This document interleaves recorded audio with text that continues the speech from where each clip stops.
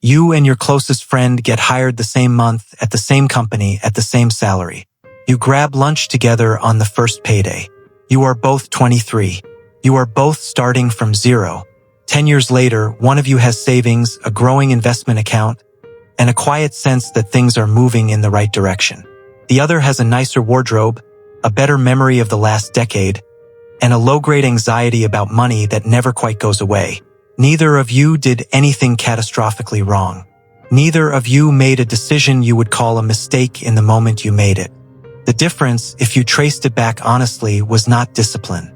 It was not intelligence. It was not even income, because the income was the same.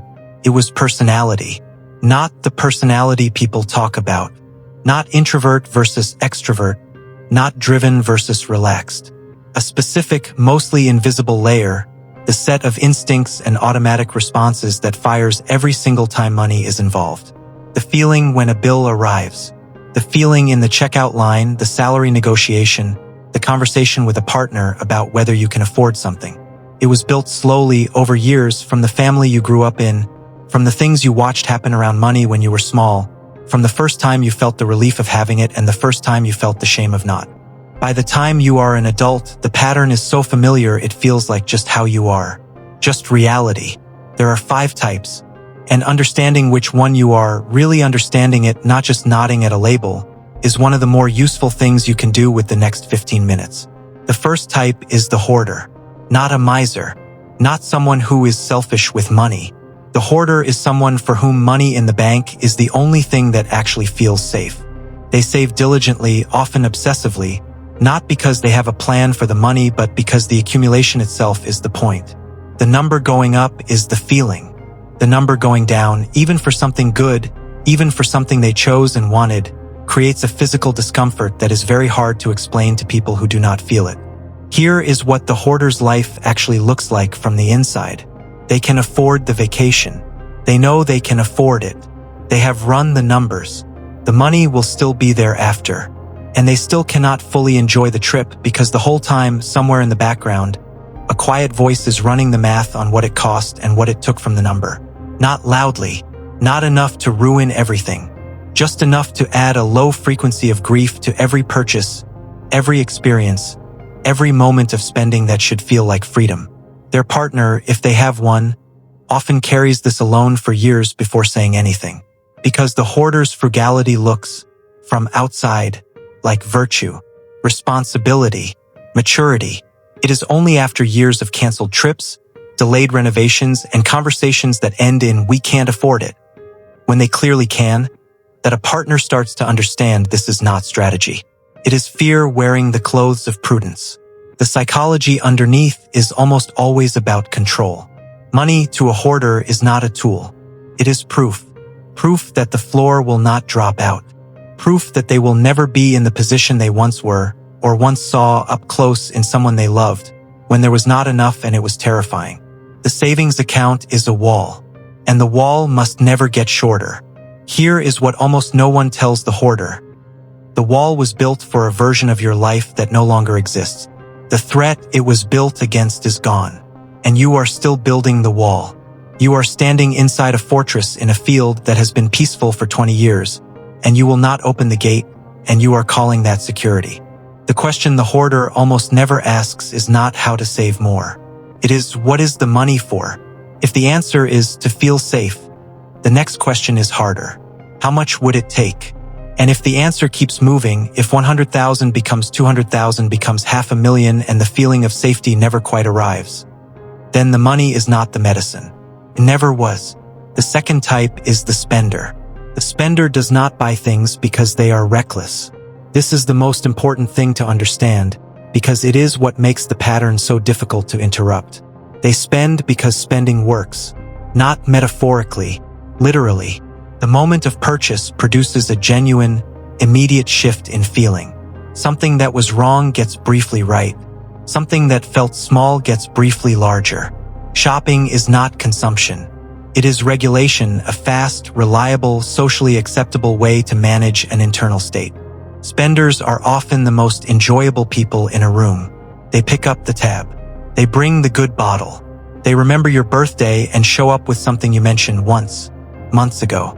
They are generous in a way that feels natural because it comes from the same impulse as the spending itself, which is that giving feels good, having feels good, the transaction is the feeling.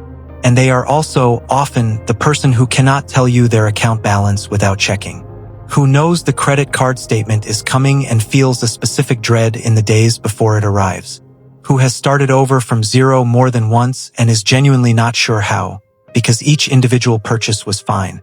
None of them were reckless. It was just a lot of fine purchases every month for a long time. The spender's relationship with the future is unusually short.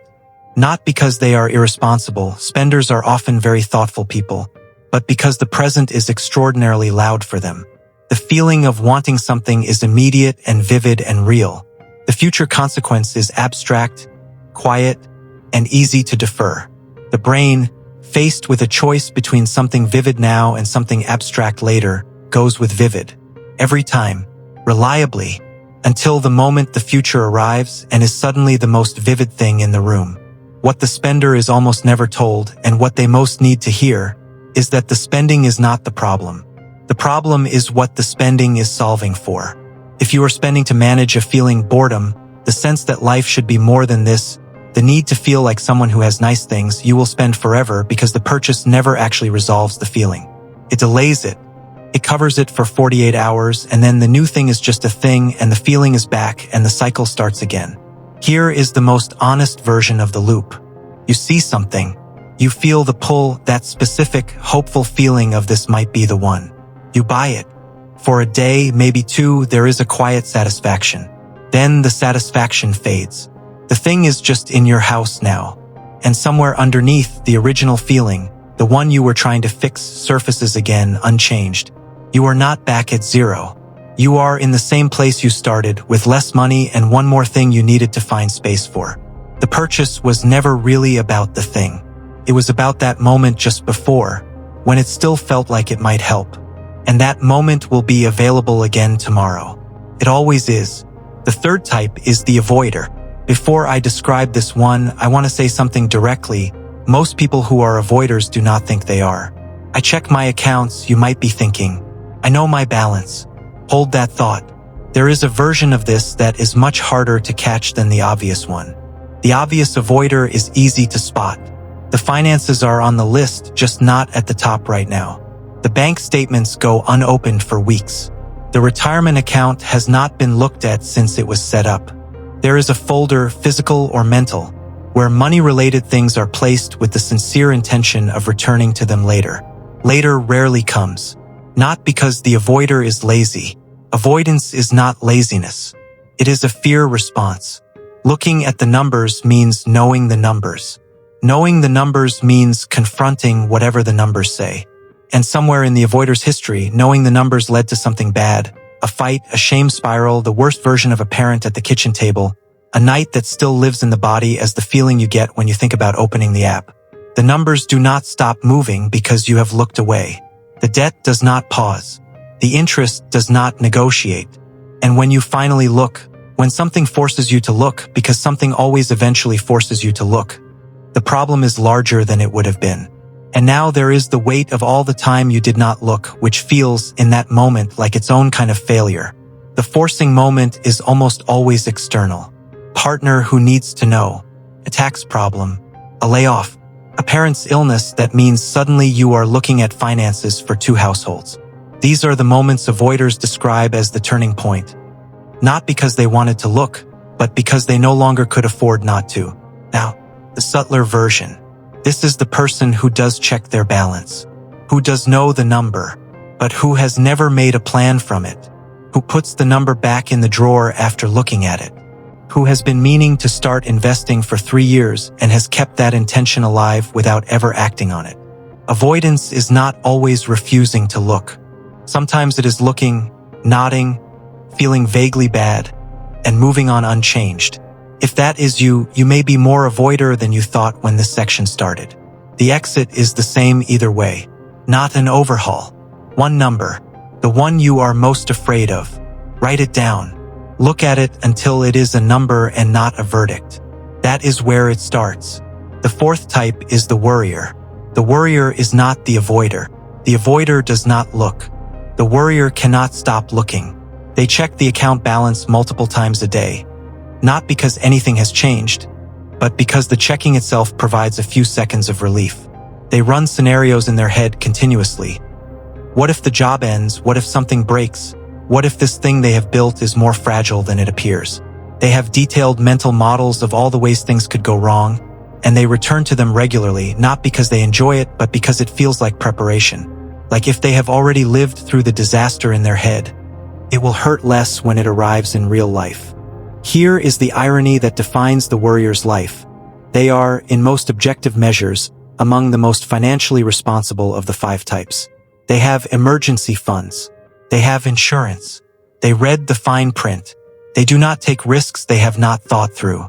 And they are also often the person at the dinner table who cannot be fully present because somewhere in the back of their mind, the math is still running. The enjoyment keeps getting interrupted by the question of how long it will last. Their partners learn this slowly. First, they try to reassure. We're fine. Look at the account. We're fine. And the worrier agrees and feels fine for a little while, and then the worry comes back. Because the partner has misunderstood the problem. The worry was never caused by the numbers. The numbers cannot fix it. The worry is a habit of mind that learned very early that vigilance was the price of safety. That if you relaxed your watch for a moment, that was the moment something bad would happen.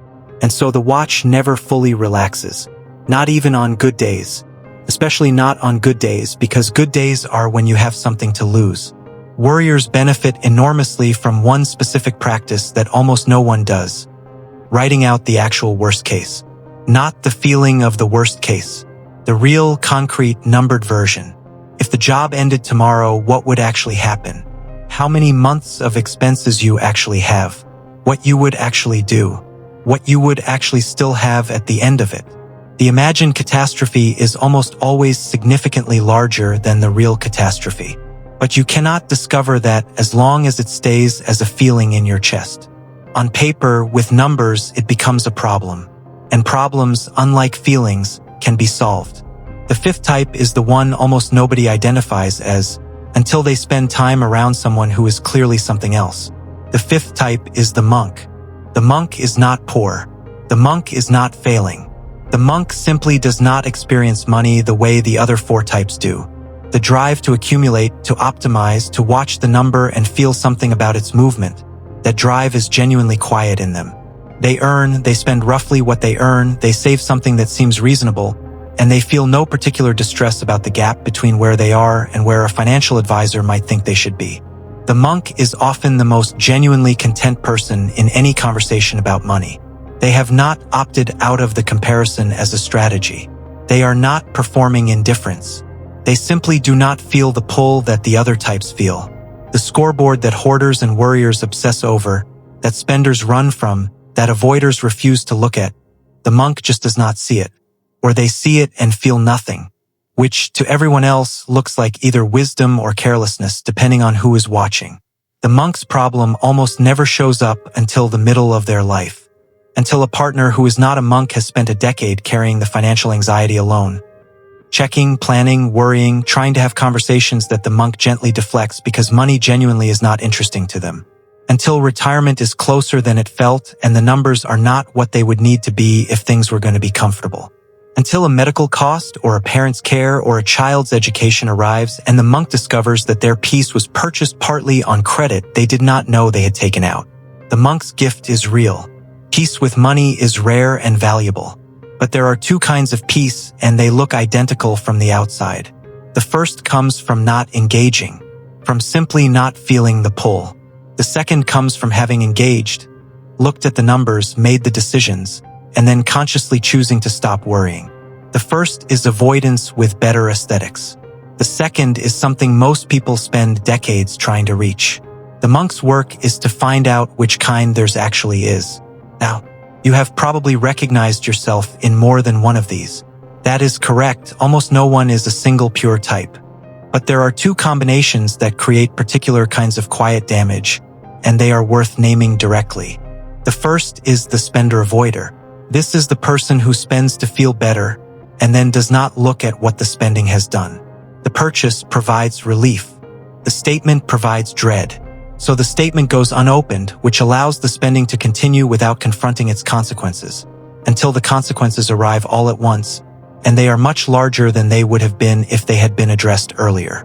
The spender-avoider is often genuinely shocked by their own financial situation. Not because they did not know, because they had arranged things carefully and unconsciously not to know. The second dangerous combination is the worrier-hoarder. This person checks obsessively and saves obsessively and still does not feel safe. The account grows. The anxiety does not decrease. Every milestone, the emergency fund, the 6 months of expenses, the first 100,000, arrives and produces a brief relief, and then the target simply moves. They have everything the hoarder accumulates and everything the worrier fears, simultaneously. This is perhaps the most exhausting financial personality to live inside, because the thing they are working toward, the feeling of enough, never actually arrives, regardless of what the number does. Both combinations come from the same root. Fear that was formed early and never updated. A nervous system that learned, in conditions that no longer exist, that money was a threat to be managed rather than a tool to be used. The pattern is not a character flaw. It is a survival strategy that outlived the thing it was built to survive. Almost everyone has a primary type, a dominant pattern, the one that shapes how they move through financial decisions when they are not thinking carefully about it. And it is almost always the pattern that feels the least like a pattern, the one that just feels like common sense or reality or how any reasonable person would feel. The reason it matters is not the label. The label is just a door. What is behind the door is the actual question, which is, what is this pattern protecting you from? What was it built to do? What was happening in your life or in the lives of the people who raised you that made this response feel necessary? Because the answer to that question is where money actually lives. Not in the account balance, not in the salary, in the part of you that learned a long time ago what money meant, whether it meant safety or pleasure or control or peace or fear, and has been living from that meaning ever since. Most money problems are not math problems. They do not need a better spreadsheet. They need someone willing to have a more honest conversation with themselves than they have had before. The hoarder's conversation is, what am I still guarding against? And is that thing still real? The spender's conversation is, what am I trying to feel when I buy something? And is there a better way to feel it? The avoider's conversation is, what do I think I will find if I look? And is it actually as bad as I have been assuming? The worrier's conversation is, what would actually have to be true for me to feel safe? And how close am I in reality to that? The monk's conversation is my peace chosen? Or is it something I have never examined? These are not comfortable conversations, but they are the ones that change things. The spreadsheet does not change things.